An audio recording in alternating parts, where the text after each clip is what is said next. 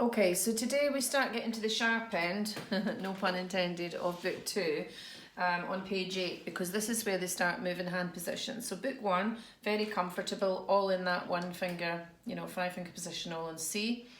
But now they've got to put the 5th finger on G.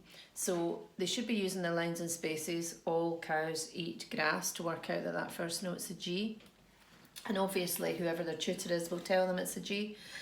But remembering is another thing when it's a toddler, so they might put the 5th finger back on F.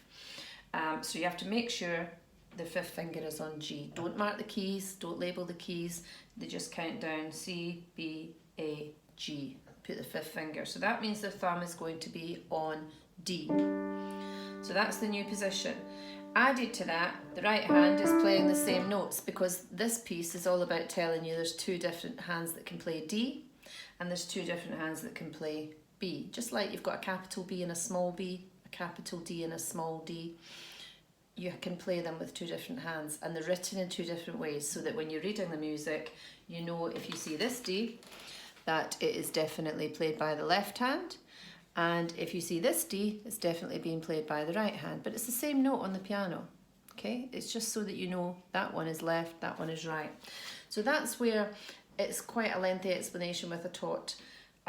So I try and simplify it and talk about the alphabet and talk about just having one hand on top of another and taking turns to play. Left hand, right hand, left hand,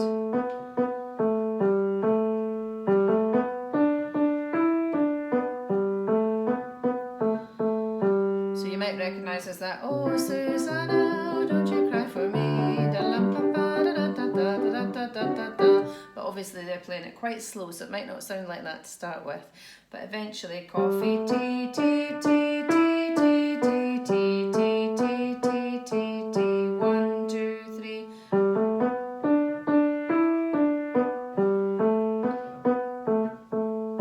Now their hands are on top of each other, but they'll be well used to that, having just been in the C position, and later on when they do difficult pieces, your hands are sometimes on top of each other depending on what you play. So it's no bad thing. They will gradually, as we move through the book, get further apart. So hopefully that helps with the G position. The next few pieces are all in the G position, so just remember finger 5 goes on to G.